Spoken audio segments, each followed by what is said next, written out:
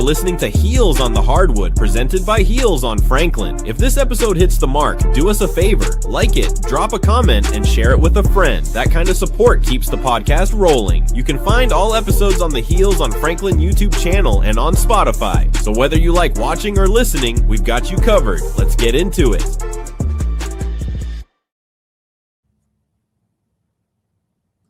Ooh, Mike didn't want to unmute. What's going on, everybody, and welcome back to another episode of Heels on the Hardwood. It's your boy T Hill, and tonight I'm joined by my guy Jaden. Jaden, how we feeling tonight, brother, man? Man, I'm feeling great. Carolina basketball is in a great place. Mike Malone has me feeling stoked. He's cooking, bro. Cooking. Yes. Good stuff, brother. What's that? I'll just say, I know I was getting cooked at first, so I'll just readmit I was very wrong about Mike Malone, at least so far. I'm man enough to admit that. Yeah, he's definitely doing this thing, him and the staff making some headway and getting this roster constructed and finalized so the guys can get on campus and start getting to work for this coming up season. New era of Carolina basketball, first year under head coach Mike Malone, and it's an exciting time nonetheless. Good stuff, brother. Without our guy Chris tonight, but we know he's locked in with us and joined in with us tonight. I want to take a minute to let the folks know who are filing in and tuning into tonight's show that this episode of Heels on the Hardwood is fueled by Heels on Franklin. Guys, whether you are new here or a faithful follower of the network, first, we appreciate you all joining in tonight. Your support and engagement means the world to us. All here at Heels on Franklin. If you could do us a favor, give us a like, a share, or a retweet. That goes a long way in helping us grow the platform that we're passionate about. And while you're at it, if you can give us a follow or a subscription, that would mean the world to us as well. Everybody here, and I can say this confidently and with pride, that everybody here at Heels on Franklin takes pride in what we do and offering Carolina coverage and content that's insightful, meaningful, and at the same time for fans, always with intention and integrity. And your support, whether you're new here with us tonight or you're a faithful follower, your support would mean the absolute world to us. And we appreciate you joining in. Again, it means a lot to us. Jaden, let's jump into it, my guy. Everybody on tonight's episode of Heels on the Hardwood will be talking and taking a deep dive into Carolina's latest portal additions, I should say, because we've got a couple to talk about tonight. Carolina's taking a broader approach to finalizing its roster for next season. And when I say broader, I literally mean abroad. Mike Malone, Jaden, you said it earlier, bro. He's been cooking. He's locked in a commitment from an overseas big man, as well as a transfer guy from Northwestern here in the States, along with taking another trip to France while he's overseas to lay eyes on another target. Jaden, I want to pass it to you first, my guy. We'll get into a little bit more of what this international approach means to Carolina basketball in this new era under Mike Malone. But I want to pass it to you for the first transfer portal commitment that we got. We see Carolina really putting the focus on the post play in the center position, really locking in. Trying to lock in a guy to replace Henry Vasar, who declared for the NBA draft. All focus has been solely on post-production and post-play. We locked in a guy. I guess we'll start with the first one, Cade Bennerman from Northwestern, or Cade Bennerman, excuse me, his commitment from Northwestern. I'm going to pass it over to you. I looked into Cade a little bit today. Jaden, I want to get your thoughts on what his commitment means for the big man position at Carolina and what fans can maybe expect from him and kind of how his role may play for next season. Yeah. So first off, Mike Malone and the staff are clearly putting a lot of thought into the fit of every portal commitment, every recruitment we've had so far. This is not just a lottery draft for talent type of roster. A lot of rosters do that. Maybe a school down the street is doing that, however good the roster is. But this is clearly Cade Bennerman is clearly a depth piece who would be really good for us, especially developmental piece. He's a 7-foot big man, 205 pounds. He did redshirt at Northwestern as a 3-star, but in high school he was a star. He was all-state. He was almost Mr. Tennessee. He averaged over 13 points, 4.5 rebounds, and over a block and a half in high school. And like I said, was one of the top players in Tennessee. He is a rim-protecting, physical backup big and will likely be a very key depth piece, especially against the more physical teams, as we'll get into Sayon a little after this. Our Yeah. likely starting center may struggle a little bit with physicality. And there's been a lot of questions about him possibly being in foul trouble versus teams like Louisville or versus teams like Kansas or versus teams like Duke, who will be able to put bodies on him on top of bodies on top of bodies on top of bodies. And this is exactly what Cade Bennerman is here for. He is physical and he can provide that depth and rim protection in a role where Sayon maybe gets into foul trouble or whoever else we may get. Yeah, that's all good stuff. I honestly like the addition of Cade Bennerman. Looking at his tape, there wasn't a lot to find from him at Northwestern. Really anything, to be honest with you. But high rated 3-star prospect out of high school. Number one, I had him as the number 1 ranked player in Tennessee. Number 34 overall ranked center in the class of 2024, I believe. And look, when I turned on the tape of his high school, he played more of a point forward role in high school, showcasing his ability to handle the ball in one-on-one situations and his ability to knock down shots away from the basket. He showed an ability to facilitate in that role as well, passing and distributing the ball with ease, running the fast break, attacking the rim. He showed a nice touch around the rim.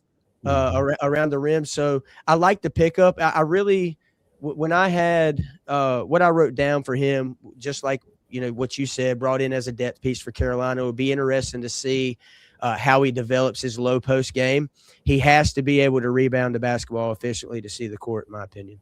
But I do think he possesses the ability to be a serviceable backup big based on what tape I was able to watch of him. And it really depends on where the staff feels his game is currently. Where his game is currently at when he gets on campus, and just how much of that untapped potential that he has can they bring out in him. I like the pickup, obviously, with Carolina losing Zayden High. I think he committed to UCF, if I'm not mistaken, or USF, one of the two. USF, yeah. Yeah, US. I always get USF and UCF I mixed do up. too. But I try to remember that UCF is the Golden Knights and USF are the Bulls, I believe it is. One of the two, but different color scheme as well. But yeah, it's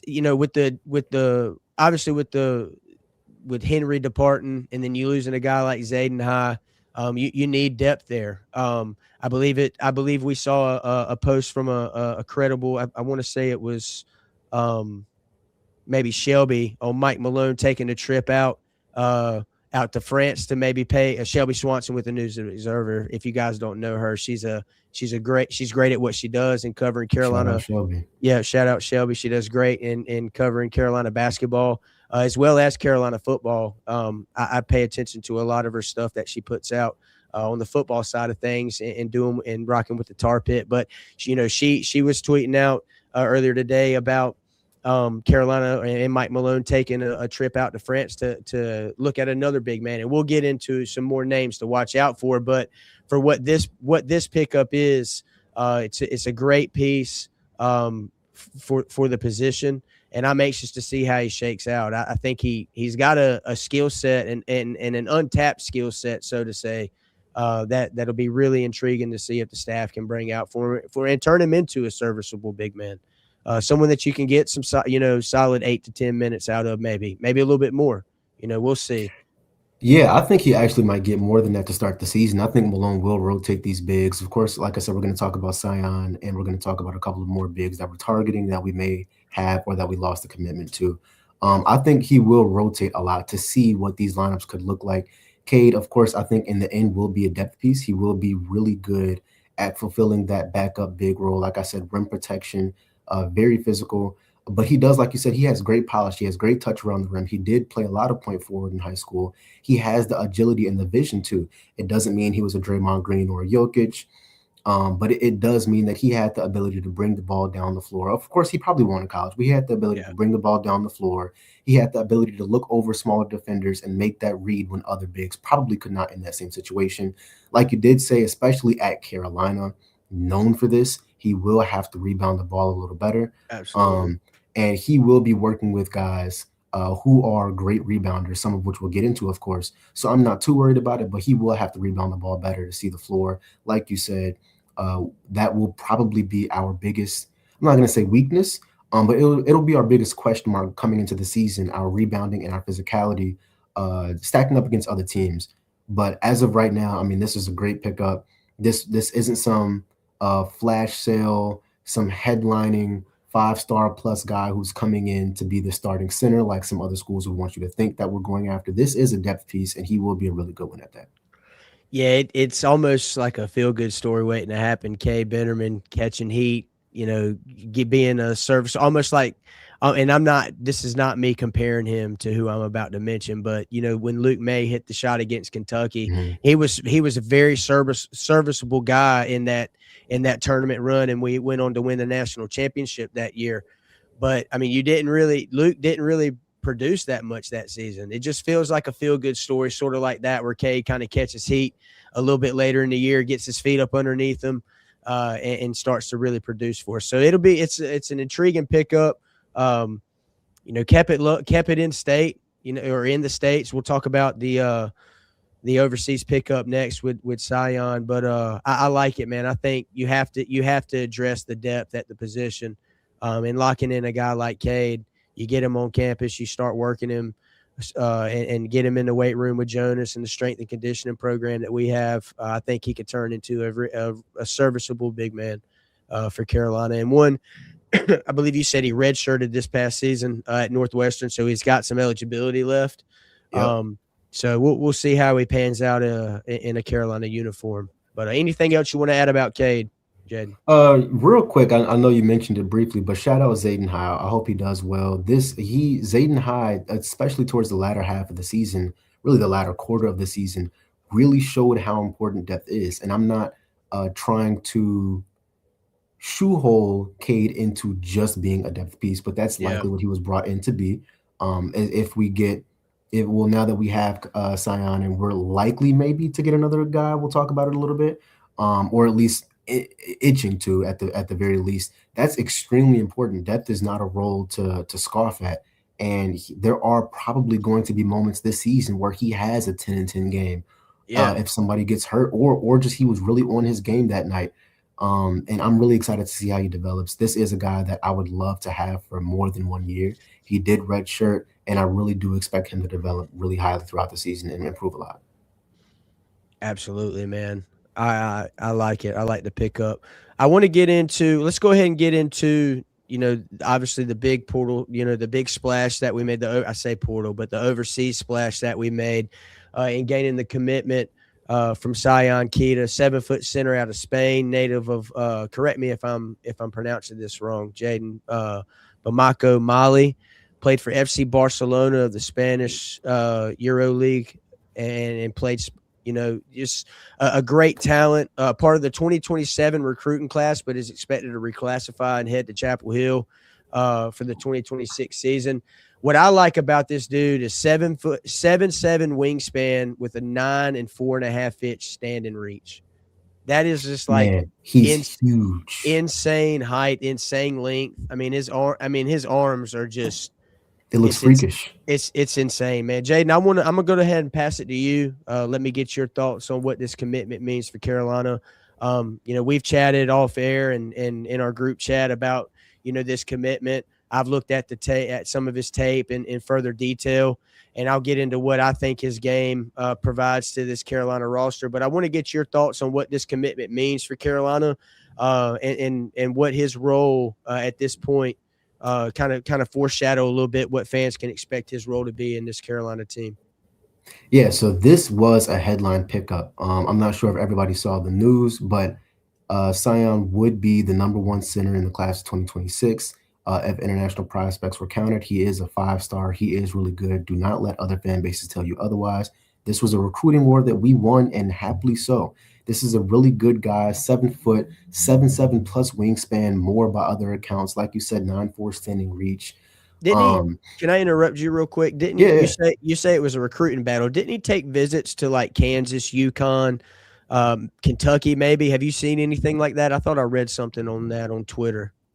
To be honest, it sounds familiar. I was not paying attention too much to schools outside of North Carolina fighting for him. I do know that this was a recruiting battle we won. This was not a one-man show. Um, and other schools had to pivot to other guys once they realized they were out on him. I do want to make that clear. I know some stuff is still being reported on, but this was a guy that we really did want and we really did get. So I'm proud of Mike and the staff Yeah. and Chuck. Um, I'm looking and here there, now. I'm looking here huh? now. It says, I didn't mean to interrupt you again. It No, said, go ahead. I'm looking here now. It says his official visits to 6 major programs: Kansas, Indiana, Kentucky, Duke, Carolina, and UConn. I definitely saw Kansas, Carolina, and UConn, and I thought I saw Kentucky as well. But he had some suitors. He had some eyes on him, and I'll let you finish your thought. But I think it's a great pickup. Go ahead. I'll kick it back to you. It 100% is, and I know Duke was on him too. Reports had come out that their most, and this isn't a Duke podcast, so I will not talk about the other blue too much. But reports have come out that their newest pickup was mainly a pickup because they had to pivot from not getting Keita. So I did just want to make this clear. Like I said, this was a solid recruiting war, and we won it. So shout out to Mike Malone doing that first year. And there's been, of course, I'll get into his strengths and weaknesses, but Yeah, I was going to there's say, been what do a you lot think of his game brings? Go ahead. there's been a lot of talk about that he hasn't played against top talent, and some of it is simply not true. He played at the NBPA Top 100 camp last summer, and I have it down that he averaged over 13 points, 5 rebounds, and 3.5 blocks, and he also earned defensive MVP honors, and this was against guys in the 2026 and 2027 classes.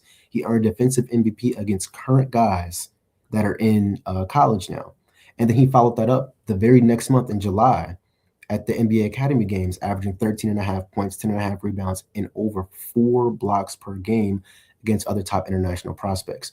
So, yes, there's been a lot of talk about him not having the craziest stats coming out of Spain, but he clearly can produce. Now, if you look at him, you'll notice he's a little frail in terms of his frame. And yes, that's very true. He is not the biggest guy. He's sneakily strong, apparently, just like KD was back in high school. AD wasn't the biggest, and AD was very, very strong. But he is a smaller guy in terms of just pure mass, and that matters. Scouts are expecting him to maybe struggle a little bit with the college game, college physicality. Like I said, especially against more physical teams like Duke, Kansas, and Louisville, where they have guys on top of guys on top of guys that can just come off the bench like the 96 Bulls and just keep batting at you.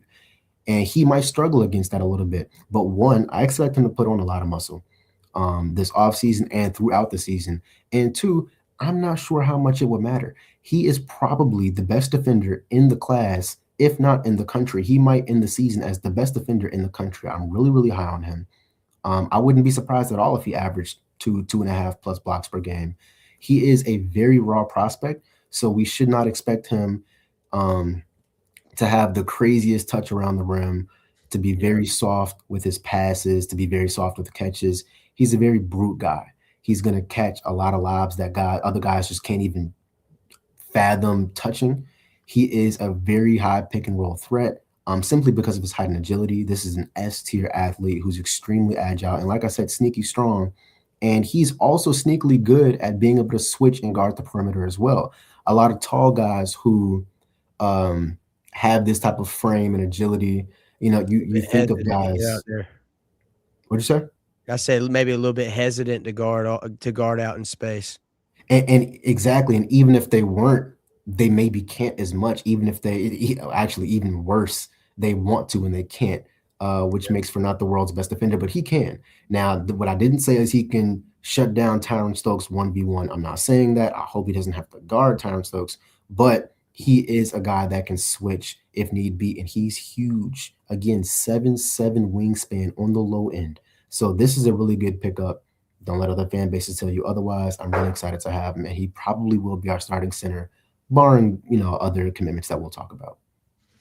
Yeah, I like it. I think his game, brings something different, something that we hadn't really seen in a long time at Carolina. My thoughts on this pickup is he oozes with potential. The strengths of his game that stick out to me are his quickness for his size and his length. He's got a relentless motor on both sides of the court. which is to me is impressive for someone that's his age. He could use some post game refinement, and what I mean by that is deepening his bag of post moves to where you can give him the ball down low and let him work. He'll have to have that if he wants to be the guy, as dominant down low as probably Carolina fans are expecting him to be.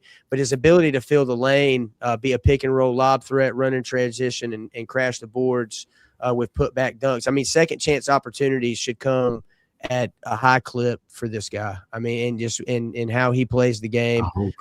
Yeah, I mean, you mentioned him being a lob threat, dude. It's some of the lobs that he was catching when I watched some film of him playing for Barcelona was just like, how in the world is this dude catching some of these? I mean, it's like close to the backboard. He's at some weird angles, got his body contorted a certain way, and he's just yamming. His height and agility would have gotten him burned at the stake in the 70s. This is not normal for a guy this size, and don't let anybody tell you otherwise. This is a extreme. I didn't mean to cut you off, but this is, like you said, an extremely athletic S-tier athlete catching things that athletes should not be able to catch at any size.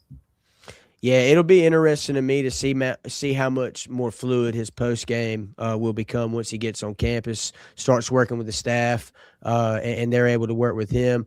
He doesn't step away from the basket much. Obviously, you watched probably some of the same tape that I did. It was mainly just guys throwing it up to him and letting him go up there and climb the ladder and get it. You don't really see him step away from the basket much. Be interesting to see if Carolina can maybe add that to his bag. I did see a few clips of him knocking down some jump shots, but it was very, very scarce. If he can work on that and maybe establish, some kind of, hook down low or maybe step away from the basket and knock down a jump shot, that could take his game to another level. In my opinion, it'd also be worth noting his frame. We talked about. Sorry, my sister was trying to FaceTime me. Got my phone ringing through my headset. But we talk about his frame, his length. It'll be interesting to see where he's at when he arrives on campus versus what he looks like once he's in our strength and conditioning program for a good length of time. But I like what he brings on the defensive side of the ball as well. His ability to be a rim protector.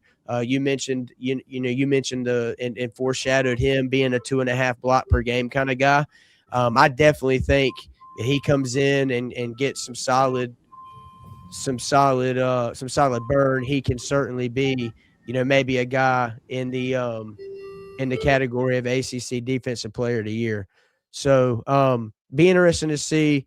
How he flourishes on the defensive end. He uses his quickness and length to disrupt passing lanes. I did notice that.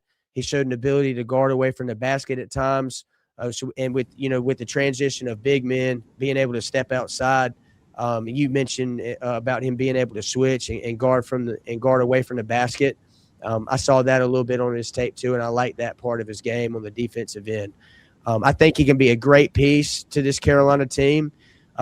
It would be foolish to think he's a complete product. The tape of him shows a ton of potential and the room for growth, which is what's so intriguing to me. I really think this guy's got a high ceiling. And he could – we talk about Terrence Brown, and we talk about the show it would have been to see him throw lobs to Caleb Wilson or Henry Vasar for next season. I mean, Terrence Brown driving the lane and throwing it up to Sayon will feed families. I'm telling you. Cinema. And if you guys heard that was my clock, so thank you for catching that, Troy. Oh, yeah. Kind of threw me off a little bit. I ain't gonna lie. No, I completely forgot that it even does that. So if you heard that, sorry. It's a beautiful noise, maybe not in the podcast. But yeah, I think what Carolina fans should expect are some developmental struggles early in the season, especially against other teams. I think we have a 1-1 with Kansas that we're completing this year, probably in November. If I'm not mistaken, I know the schedule hasn't come out yet, but I think this is the second year of a 1-1, and we'll be going to Kansas this year, and we still have our 1-1 with Kentucky, in which Kentucky will be coming to UNC. Are we going to Kansas this season? I thought that was just a 1-1 because we played Kansas 2 years ago in Lawrence. It's when we were getting drugged by 20. We may have already completed that. I think we still have the 1-1 with Kentucky. We may have already done our 2 with Kansas. But I think, at least in my eyes, I think Carolina fans should expect some developmental struggles on the physical side. He might catch a few more fouls than we would love, and he might struggle to get a couple of blocks. Actually, I don't think he'll struggle to get a couple of blocks, but he might struggle to protect the rim beyond his shot blocking capabilities a little bit. But I think we will see significant improvement throughout the season. He will be better come November than he is right now, and he will be better come March than he was in November. I can guarantee it. This is a developmental piece. Of course, I'd love to have him for more than a year, but barring something crazy, I really do think he can be a high lottery pick. He has that type of potential. I'm not sure specifically on his eligibility. I know that he is, like I said, the top center in this top center prospect in this class, if international bigs were counted. But this is a guy who I really do think by the end of the year, easy 10, 10, and 3, the 3 being blocks. And he will be, I keep getting more and more excited about the commits we're getting. I know I said TBJ was my favorite, and then we got Matt Abel. I know you said you love Matt Abel. We got Neo, and I love Maxime. I know we won't have him anymore, unfortunately. And now I love Sayon. And it's like, man, Malone is cooking. He's cooking. He's doing the best he could possibly do. I think he's definitely going all in and putting a full court press on getting this post position dialed in. I like the pickup of him, man. I really do. I think he could be a guy that can put up some legit numbers. I do think he could have some tweaks to his game, some refinement in the post. I do notice he plays, and maybe it's just his length, but he plays all over the place, man. He has no problem filling space on the court. I want to say I saw some tape of him picking a pass off at the top of the key and running down on a fast break, clear out dunk. I mean, it's a great pickup for Carolina. It addresses a need. If the season started today, I think he would certainly be the number one, option at center. But we got some guys that we'll talk about that Carolina and Mike Malone and the staff have their eyes on. Anything else you want to add about Sayon? I think we've pretty much covered the general consensus basis. This is a 5-star prospect. This is the top center in this class. Like I've said multiple times, the defensive upside with this guy is unreal. It's unreal. I really do think can be the truest best defender in the country come the end of the season. At least I think he has that potential. Like I said, I think we will see some early struggles, at least defensively. He's not the most polished, but I do think by the end of the season, he will be our true starting center, and there will be no question about what he brings to the table. Good stuff. Good stuff. Jaden, I want to get with you and kind of transition a little bit. We've talked about the 2 portal commitments. Obviously, Carolina has since Mike Malone got hired on, has been solely focused on a major overhaul in addressing roster concerns and really finalizing the roster so guys can start getting to work and working towards next season building chemistry, start working out in the gym together, building that chemistry and cohesiveness that you need to succeed. I want to talk to you a little bit about, and I'm going to go ahead and transition here to bring this graphic up, our roster construction for next season. These are who we have currently on roster. And I want to talk with you a little bit about, if the season started today, strengths and weaknesses of what Carolina has currently on roster going for next season. I'll leave you the floor and then I'll chime in. But what does this, with what we've got on roster right now, how do you feel? One, I feel great that I am ecstatic about the roster so far. I think besides the specific construction within the starters, I think our starters are pretty much a consensus, at least up until this point. I do think that our guards can match with most other guards in the ACC. Our bigs will be able to match with other bigs in the ACC more than others think they will be able to. We have Terrence Brown, who we already talked about, Matt Abel, Neo, who we already talked about. We already know Jaren, and I think Jaren is going to have a huge senior leap. I know that isn't a huge, a very common term, senior leap, like it is for sophomores, but I do think he'll have a senior leap, especially not having to battle with Caleb and Henry down low. for minutes and tick. And then, of course, we have Sayon down low, picking up the slack and getting bodies, even though he's a lot stronger than what he looks. This starting lineup is extremely competitive, extremely competitive. The one thing we might lack is depth, but I do like our depth. I think Maximo Adams would be starting on 99% of teams in the country. It just happens to be that our portal guy, and he might end up starting. I'm not saying he 100% won't. I just think that it happens to be that our portal guys were really, really good, and Malone was cooking in the portal with money I didn't even know we had. Not that I didn't know Carolina had money, but money I didn't know he had to work with so soon. I expected this to be much more of a 2 to 3 year build, and he clearly is building an ACC contender, if not higher than that, very soon. At the 3 guard spots, you have TBJ, Matt Abel, and Neo. I'm pretty sure Matt will be the 2, and TBJ and Neo will probably switch between the 1 and the 2/3. Both can play make. Again, don't let other fan bases tell you they can't. Both can score. Don't let other fan bases tell you they can't. They are combo guards because they do more than just score. They do more than just play make. They all do more than just shoot. And every single one of them can switch, especially Matt Abel. I know you've already talked in length about him. And then we have Jaren again, who's going to be a big boy down low. Not much to say about him. We already talked about Sayon. Isaiah Dennis, I'm so excited to see his development this year. I really wanted him to get more playing time last year. Of course, I understand why he didn't. For the most part, at least, I still would have wanted him to get a little more playing time. I think they should have let that dog out, man. Yeah, I really liked when he wants committed to release it. Carolina. Yeah, I liked when he committed to Carolina. I'll let you go ahead and talk about Isaiah. Yeah, he wants to release that dog. It's so clear to every single person in this fan base that he's ready. He's up for the moment. Whenever he got on the court, it didn't matter if he made or missed a shot. He was playing with 110% effort. And this may be our 6th man. I mean, Isaiah Dennis is like that.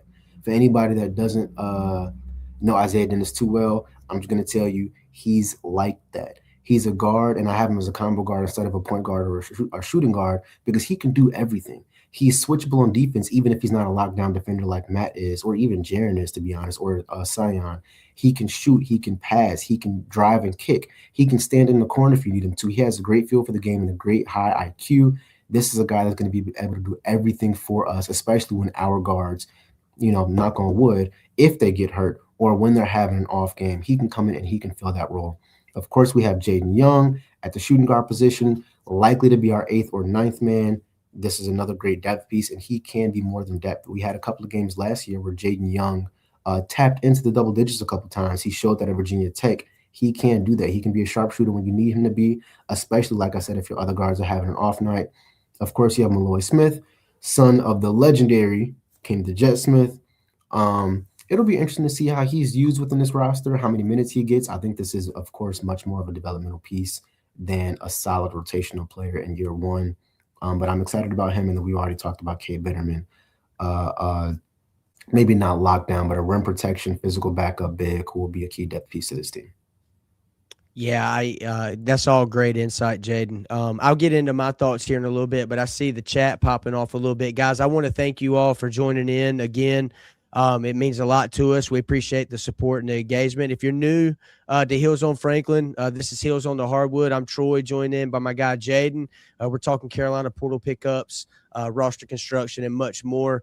We'll get into some guys that Carolina's maybe got their eye on here in a little bit. But we appreciate. I do see all the interaction. Heels for Life send it. We appreciate you. Appreciate the kind words. We appreciate all the support. If you're new here, faithful follower of the network, the podcast, be sure to give a like, subscribe, a share. It goes a long way in helping us grow this platform, one that we're so passionate about. When I look at the current roster as it sits today, and Jaden, you brought in some great insight on that. I think what sticks out to me is lack of shooting. Obviously, I think Matt Abel in a more increased role, he showed me at NC State that he's got a clip on him and he can shoot and step out. And I think he could be a serviceable guy on the wing when it comes down to knocking down shots. And then obviously Neo, we've talked about him being surrounded by better talent than what was at Virginia Tech and really untapping some of his game and not really seeing him in as much of a primary ball handler role, lead scoring option. but being a complementary guard, and somebody that maybe can use his size down low a little bit to penetrate and facilitate from within inside the 3-point line. I do think Jaren and depending on what Carolina does with the international guys that they're eyeing, could be eyeing. We just never really know. I do think Jaren can be a very serviceable guy this season. He took a huge leap from his season at Alabama last year. I like that Mike Malone was able to retain him and bring him back for another season. He's a Carolina guy. Jaren Stevenson's a guy to me that you want in your locker room and you want in your program. I was sick when he committed to Alabama.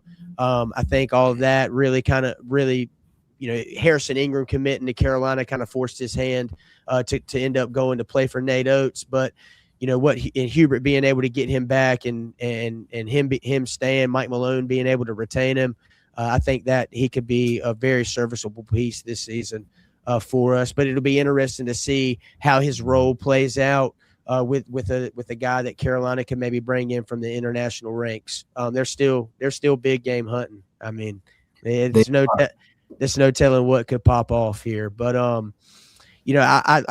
just look at the depth at the shooting, man, and I do like Jaden Young coming back. I would have loved to have kept Jonathan Powell. His commitment to Pitt, I think he will fit in very, very well at Pitt. I think he'll play really well under Jeff Capel. I was high on Jonathan Powell when he committed it to us out of West Virginia. I would have loved to have seen him more in a consistent role this season.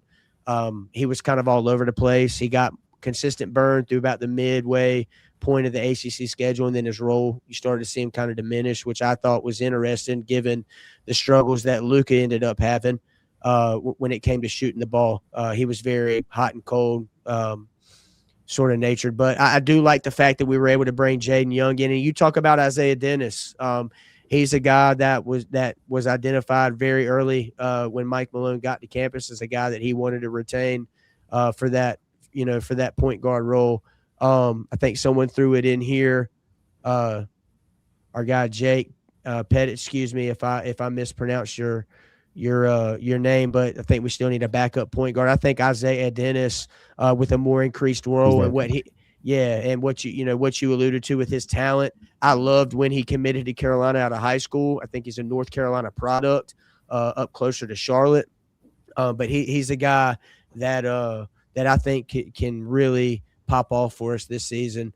He can facilitate when he wants to. There at times last season he showed ability to step out and hit threes. So I think it'll be interesting to see how his game is in a more increased role under Mike Malone.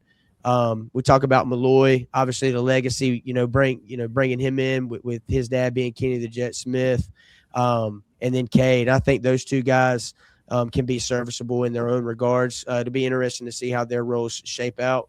But to me,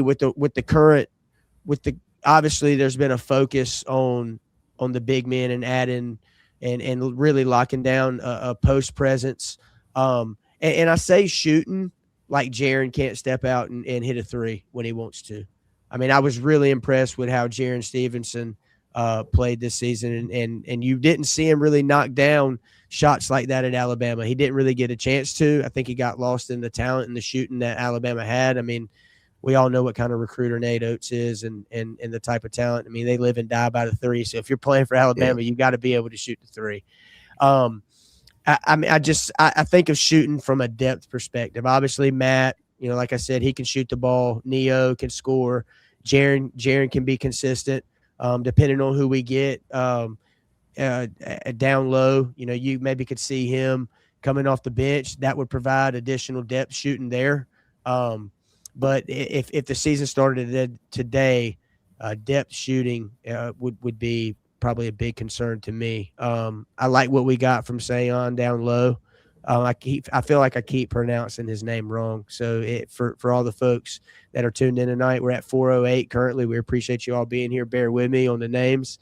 But I do like what he brings down low. So Still a lot of work to do. We'll get into in our next topic here in just a second on who we think Carolina's eyeballing from the international ranks, but it's going to be interesting to see how the roster shapes out and as we're inching closer to it being finalized for next season. Any thoughts? Any other additional thoughts you want to throw out there, Jaden, with how the roster is currently sitting?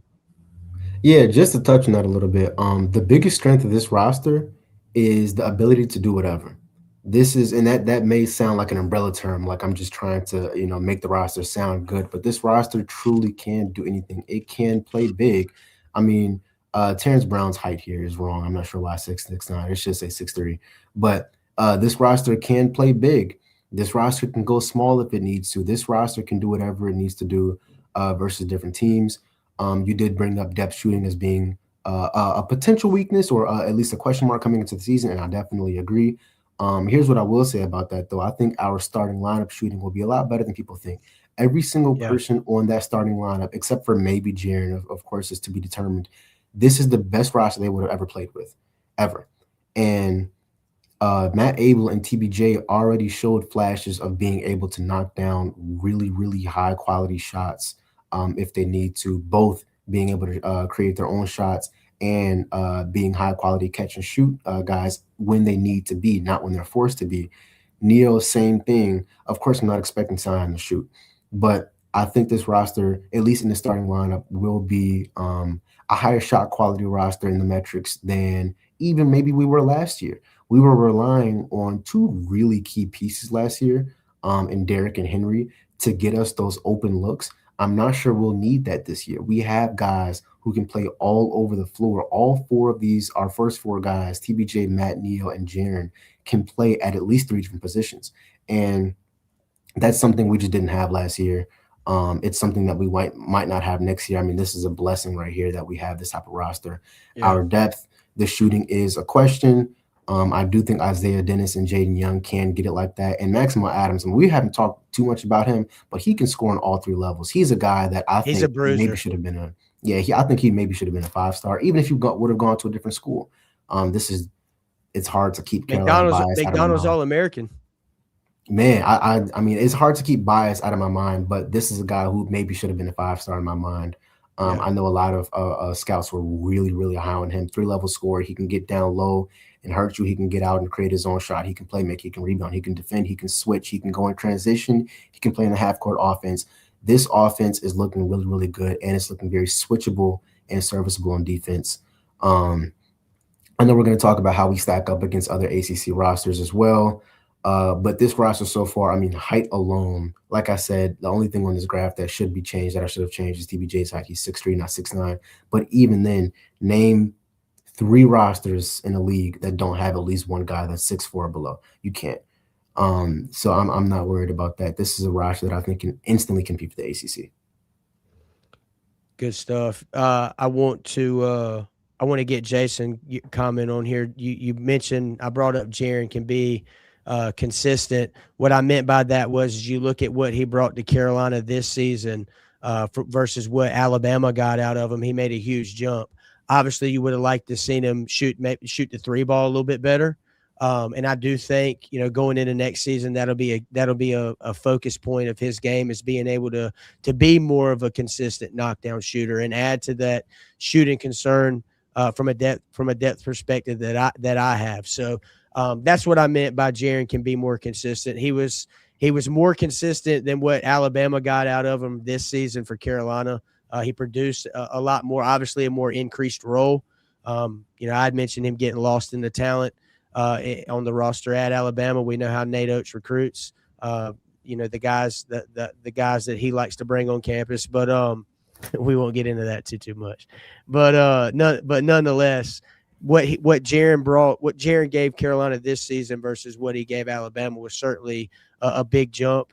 And it'll be interesting to see if he can be a more consistent shooting option and address some of that concern that I have.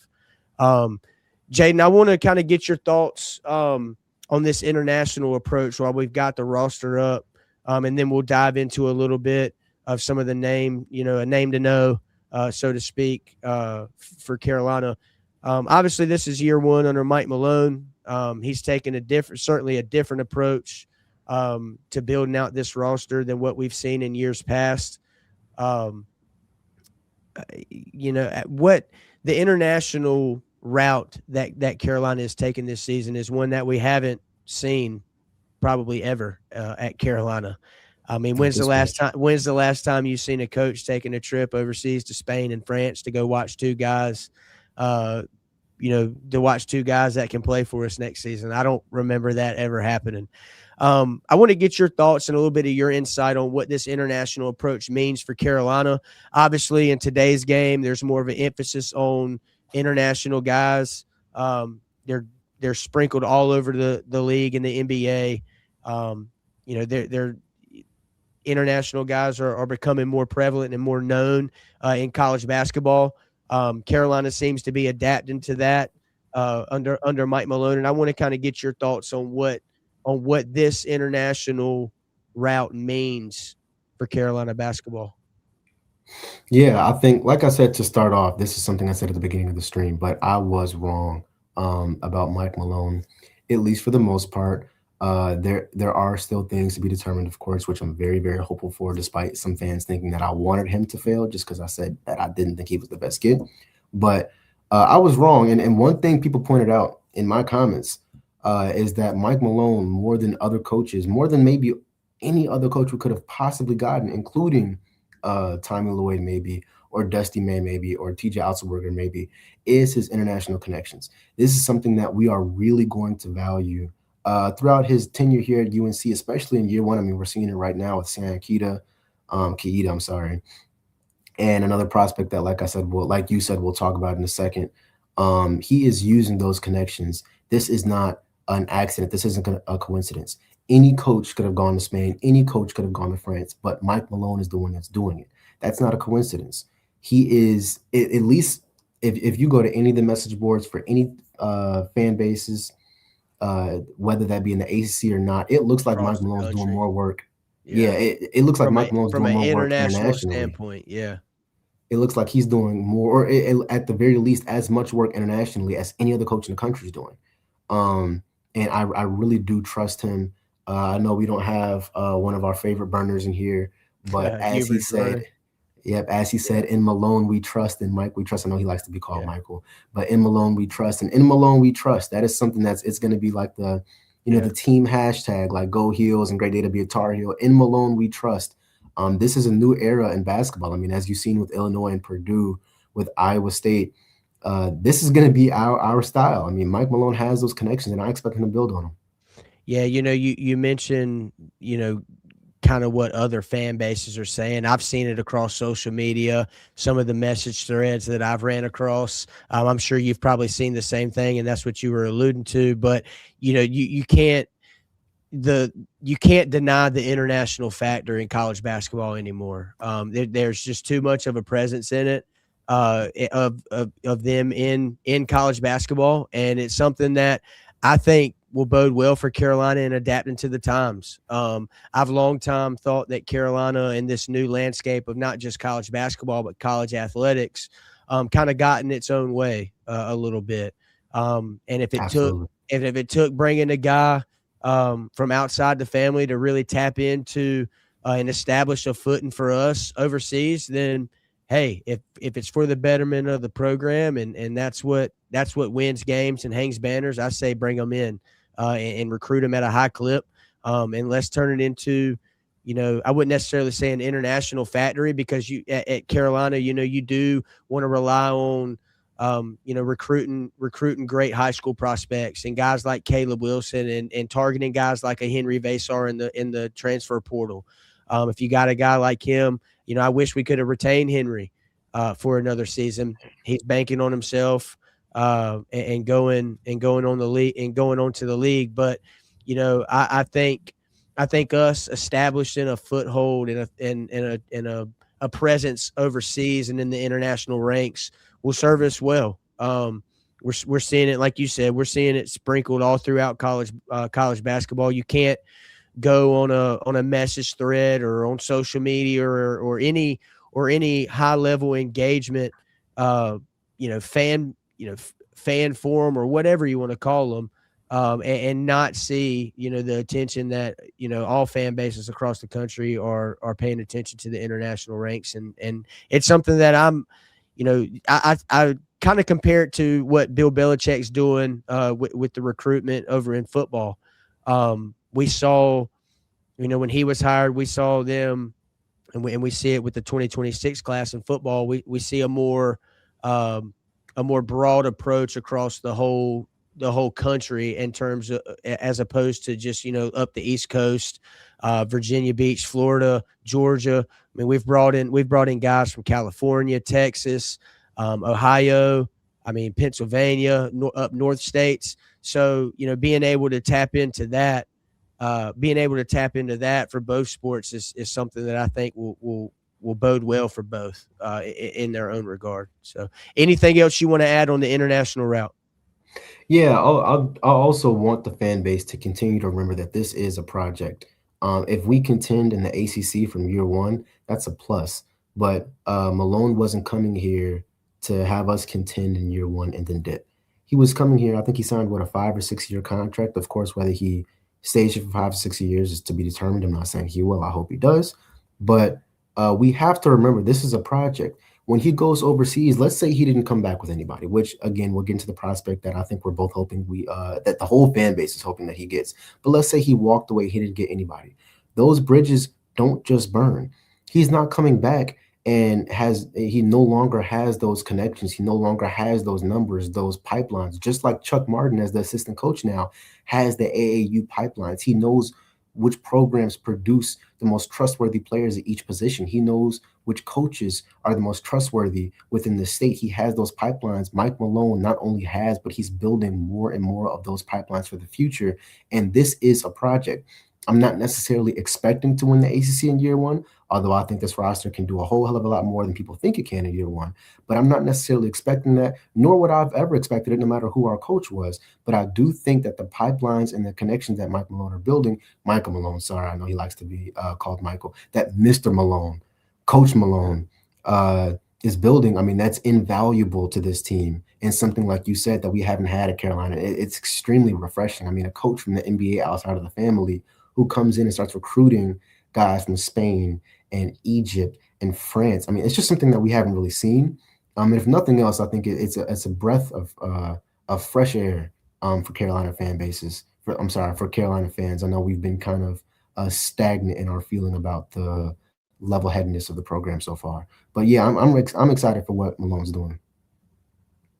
Absolutely, good deal. Let's transition a little bit, and then we'll cut this and we'll get on out of here. Let me switch over back to this section. I want to kind of dip into a name to watch out for Carolina fans.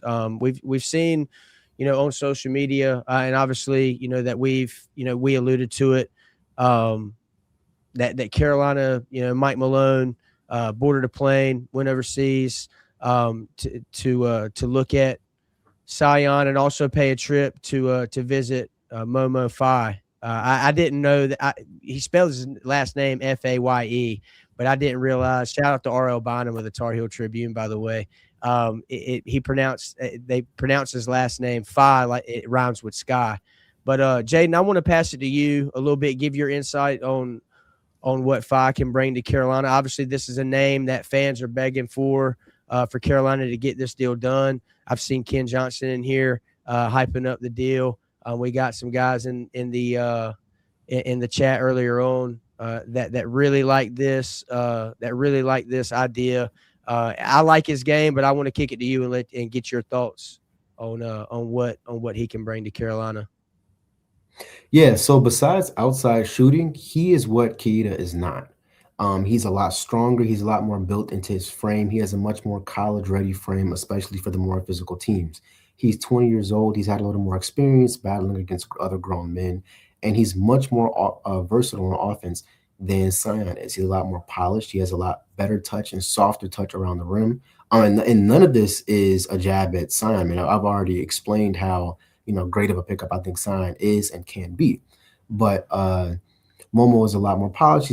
Has better touch around the rim. He has a better feel for offensive rotations. It seems as though just when you watch his tape and from all scouting reports that he's probably been playing the game at least at a high organized level for a little longer. And he has extremely high defensive potential. Still not as high defensively as Sayon, which is saying more about Sayon than it is Phi. But he has extremely high defensive potential, and I mean, I can't imagine what this team can be defensively with this size, length, and adjustability, switchability on defense. If we get Momo, I mean, the sky is the limit. This is a bang down low team. Even though we're going international, we hired a coach from outside of the family. This would be vintage Carolina. We have a point guard either in Neo or TBJ, who we used to be known as point guard U. Now we have somebody who, at the very least, was a 4-star portal get. And now we have one or two or more guys down low who can bang, who can lead the country in blocks, who can lead the country in rebounds. And if we get him, I'm no longer worried whatsoever about the physicality versus teams like Kansas, Duke, Kentucky, and Louisville, who have maybe signed high recruits or high portal gets who are known to be very physical. I'm no longer worried about that. This is a guy who, if we get him, our roster is filled out. It is. I think we have 2 more scholarships open. So, of course, we can fill out 1 more. But our roster, in terms of our key pieces, it would be filled out. And if you watch his tape, I mean, he can do everything. He may not be, the world's greatest shooter like Henry Vassar was. I don't think anybody even expected Vassar to be that good, to be honest. Shout out to him. I hope he does well. Will you say that? Will you say that good? Do you mean from shooting from behind the three? Yeah. I mean perimeter shooting. Phi can definitely shoot within 10 to 12 feet. He has a great hook, and he seemed to not utilize it as much in his tape as I thought he could actually. But it seems as though the touch on his hook isn't Kareem-esque. I don't want to I don't want to be clipped in thinking in saying that I think that he's Kareem, because I don't, obviously. But it's very soft. It's almost Jokic-esque in a way, and I don't mean to be have that pun intended whatever with Coach Malone. But this is a guy who, I mean, like I said, we get him, our roster's rounded out. We're contending for the ACC year 1, no doubt. Absolutely. Robert, I appreciate you tuning in, buddy. I see you burning up the chat, so we appreciate your support. Saw your earlier comment too. We appreciate that as well. But yeah, I would love to see the addition of Phi to this, to the roster for next season. Obviously, it's a name that's grown a lot of traction amongst the fan base, and I'm with you, Jaden. I think if we can get this guy to commit to Carolina, it certainly locks up and would be a what I would think the last piece to really finalize the roster and start getting guys ready for next season. My thoughts on him: he's a legit down low presence, high motor on both sides of the ball. On offense, he's a legit presence, and like Keita, he can be a dangerous pick and roll lob threat. He's a solid rebounder, honestly is hellacious with second chance points and putbacks. But what I like about him, man, is he moves well in space for his size and length, much like Keita. I mean, Phi and Keita down low would be a dream scenario. Obviously, with Henry announcing his commitment to the NBA draft and going through the draft process and fully intending to try to get a first round draft grade, banking on himself. Much luck to him. But this has been an all out focus for Carolina and this staff and Mike Malone. And I think adding a guy like Muhammad Phi would be just an absolute dream get. You combine him with Keita down low, and I think it's a nightmare scenario for any opposing team that's playing defense in another jersey. So there's not much film on his post game bag. I'd love to see him develop some go-to post moves. I feel like that's a reoccurring theme with the guys that we brought in. All have high motors. They all are very lengthy and have size. I do think that Phi is more built into his frame than, say, Sayon. He's a guy that you can tell he's played professional basketball for quite some years. But yeah, I think if you get him and you lock him down, I mean, I think he's a must-have, man. I really, really do. Yeah. And another thing that I think is slightly maybe not looked over but glossed over a little bit is if we have him on the roster, it allows Keita and Cade to be able to develop that much quicker. They have another physical guy on the roster who Very they are true. built. They're very built, and like we both said, um, he's a lot more polished than Keita is, and he can help with Keita. It doesn't mean he'll be his mentor or anything. That's not how it works when it comes to development. But that would really help, and it would allow Cade to not have to step into a role that he's not ready for if he's not ready for it. Of course, if he is, by all means, I'd love him to. Yeah. But if he's not ready for that, it would allow him to be able to take that step back and develop more and more and more, especially like I think the staff wants him to, because I Yeah. think Cade is much more of a 2 and a 3 year guy, instead of just a one and done type of guy, of course, for our roster, not for the draft, but just for our roster. Um, Not only would he fill out the roster, but I mean, he would just getting Momo would it would do so much for our other bigs in the roster that, like I said, I just think the sky's the limit at that point. It feels like a scenario having Keita and Phi on roster, possibly, that if one's in, one comes out, the other one goes in. There's not a huge drop off in production, and Mhm. if there is, I think it would be very, very, very, very minimal. I do think, um, I do think at this point, if Phi is to commit to Carolina, I would much prefer to have him at that starting center position. Let Mhm. Keita come in, do his thing. But I do think, and Ken Johnson made a really good point here. He's not going to be pushed around. I think him with the length that he possesses, and just the overall polish of his game, I do think he would be, if he commits, I think if the season started the day after he committed, he would certainly be Carolina's starting five. I do think that 100%. he's a guy, man, that can be a big difference maker if Carolina can get him on campus and get him to commit. That he Keto addresses a need to an extent. I mean, obviously you love to have him. He addresses the need at the center position, but having a guy, you combining him with Phi would just be icing on the cake, cherry on top. Let's roll. Let's get ready. So I don't say that. I don't say that to diminish the Keita commitment. Obviously, I love having him on roster for next season, and what he brings to the table. I just think adding Momo would be ideal. And And one yeah, that, and go ahead. yeah, You got it. I was gonna say yeah, and like we both alluded to, it would allow Keita to develop, to not have to step into a role that he's not ready for, especially as that's probably the biggest question mark coming into the season for him Yeah. Very is well his said. ability, yeah, his ability to be physical with those other bigs, his readiness for the college game, especially with the slow pace that college um, plays at compared to professional leagues, maybe not just the EuroLeague, but compared to especially the NBA. I'm not sure how ready he is for that. Now, if he has to be our starting center, like I said, I still think this is a roster that can contend in the ACC instantly. Somehow, don't know how Malone has done it in year one. He somehow did it, but I do think this is a roster that can contend as it stands right now. If we get five, this is a roster that not only can contend, but wouldn't be far behind the favorite to win the ACC. I truly do think that. Now, that's not me predicting odds, nor do I really care to predict odds. I'm not here to promote gambling. I do have a FanDuel account, so gamble safely, guys. But I do think that we get him and we have Keita off the bench. I don't know who's our sixth man at that point. I don't know who's our seventh or eighth man. I mean, I don't mean to talk about a different school down the road, but it begins to sound like a couple of other schools where you're like, I don't even know who's in the starting lineup. Yeah. And that's a Who's going to first world play? problem. Yeah. Yeah, that's a first world problem to have. That's And a I'd good love, I'd problem to really love to have. have it. It's a beautiful problem to have. Hey, I want to throw this comment up here. I'll just call you Mr. Strong 6616. I appreciate you, brother. We appreciate the support. Yes, That's sir. what we try to do, man. We try to shed light in a positive way. Obviously, we're not perfect. We're not perfect when we do this. We go into this knowing it.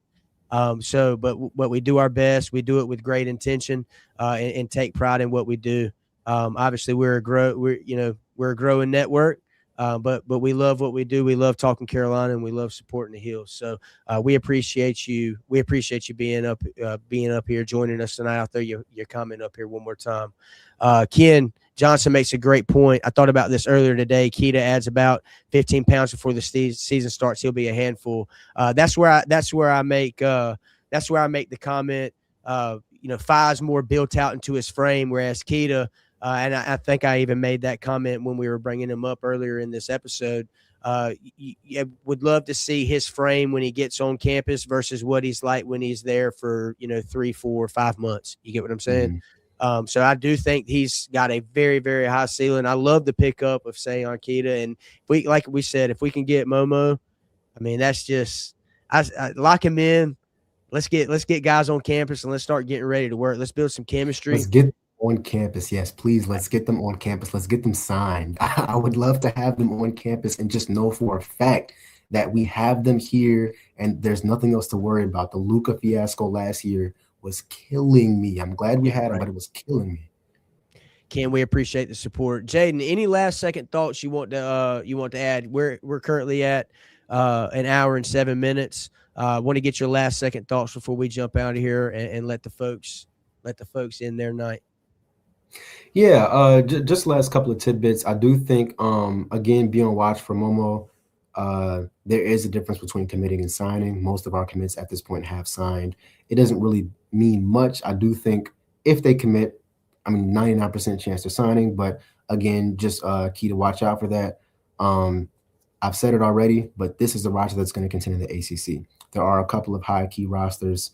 Like Miami, Louisville, and Duke, specifically in Virginia. Miami and Louisville have done great in the portal. Louisville specifically. You shouted out Miami in previous episodes. Mm-hmm. Yeah, Jay Lucas at Miami has done an incredible job. Louisville has spent more money than the Middle East ever has with oil. And Duke and UVA have retained guys I didn't think they could retain, to be honest. And I'm not sure how they retained it until news came out about a certain Amazon deal that I'm not going to get into. Duke got a guy, a teammate of Sayon's today, if I'm not mistaken, JBB. I like that pickup for Duke. I know we're not a Duke podcast, and we actually got a Duke fan in here, Miles versus Matthias. I've seen you in here the whole live, brother. We appreciate the support from 8 miles up the road. But I'll kick it back to you and let you finish out your thought. Here's what I will say. I don't mean to talk trash because I do think it's a great pickup. Again, I don't know what's behind paywalls and what's not, especially not on the message boards I'm in. However, it has been pretty public knowledge over the past 2 or 3 days, especially after today, that a certain school who got a certain great commitment had to pivot after we got Keita. So I just want to make that, aware. I've said it so many times already, but this was a recruiting battle that we won and that we should be proud about. Who's winning the ACC, man? Come on, you know my answer to that. You know my answer. I don't even know why you're asking that. I'm glad you asked the question. It's a great question, but you know my answer to that.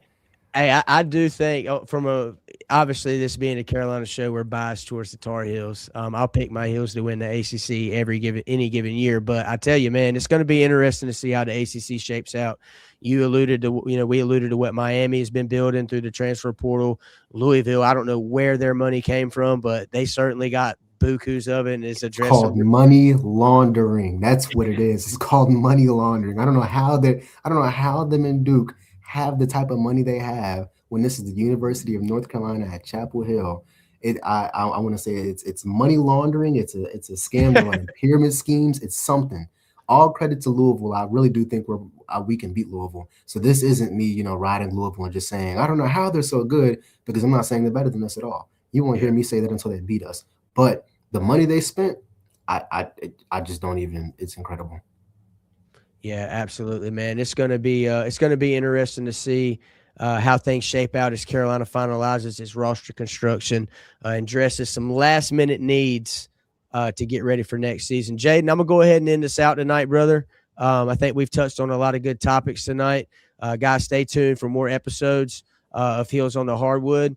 This wraps up tonight's episode of Heels on the Hardwood. Like I mentioned at the start of this episode, your support and engagement means the world to us. Be sure to give us a follow and subscribe to the channel to stay up to date on all things Carolina athletics. I'll be honest with you, man, and I thought about this the other day. Chris isn't with us tonight. I know he's probably tuned in from where he's at. But there's no other Carolina network out there that is currently covering more sports than Heels on Franklin. I mean, I want to say Jeff and Chris went live earlier today with the Olympic Sports Spotlight. Andrew and Trevor went live last night talking Heels on the Diamond, I believe. We got aired out with Bryn Renner going live Sunday night, sitting down with Kevin Reddick, former UNC linebacker, now head coach at Roseville, the powerhouse high school program here in North Carolina. So just, great things going on with Heels on Franklin. You won't find any coverage like this, anywhere in the Carolina space. And we appreciate all the support. All episodes brought to you by Heels on Franklin are on Spotify. Please be sure to give us a follow on there as well. That helps us grow our footing on that platform. I know Chris has really tried to focus on growing our presence on Spotify. So any support that you guys, if you're like me, I honestly like listening to podcasts, riding around in the car or just walking around the house. I'll throw a podcast over my surround bar and just walk around the house and do some work, just listening to a podcast. So definitely show some support over on Spotify. And like I said, that helps us grow our footing over there. Again, guys, we appreciate you all being here tonight. Until next time, go Heels. Go Heels. Thank you for listening to Heels on the Hardwood, presented by Heels on Franklin. If this episode hit the mark, do us a favor. Like it, drop a comment, and share it with a friend. That kind of support keeps the podcast rolling. You can find all episodes on the Heels on Franklin YouTube channel and on Spotify. So whether you like watching or listening, we've got you covered. We will see you next time.